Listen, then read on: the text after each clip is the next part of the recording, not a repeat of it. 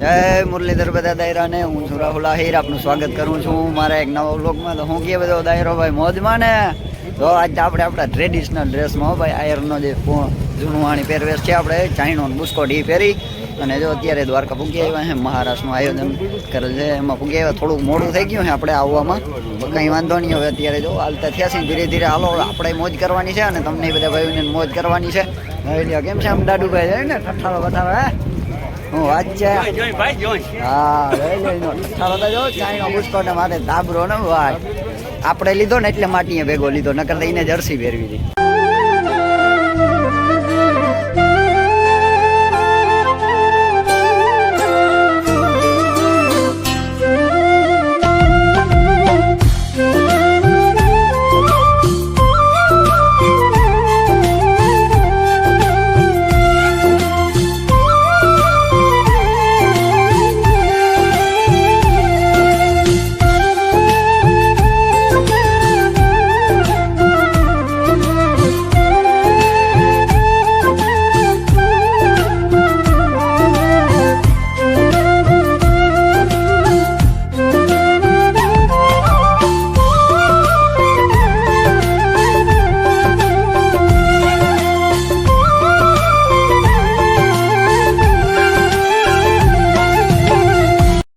દ્વારકાધીશ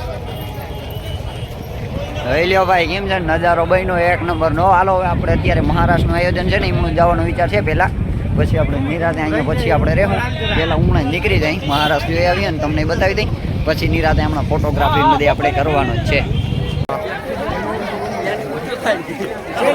મારી selfie stick આ રહી મારી સેલ્ફી સ્ટિક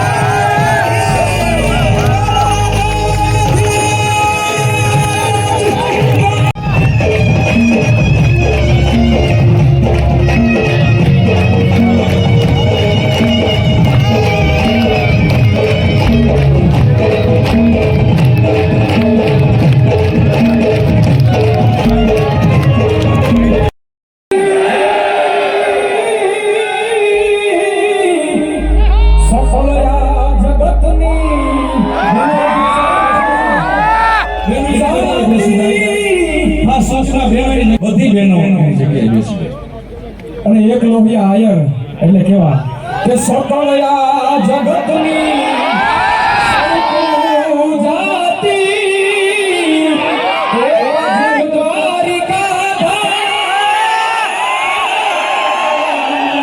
સકળ રે જગતની સર્વ જાતિ એક દ્વારિકા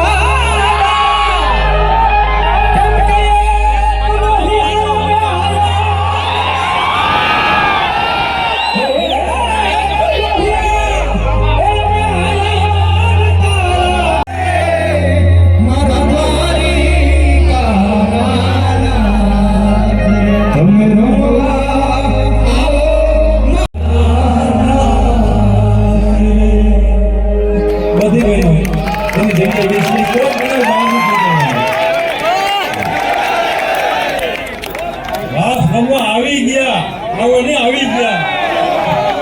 અમારા મુરભાઈ એમ કે પેલા ઇતિહાસ લખાતો નથી પેલા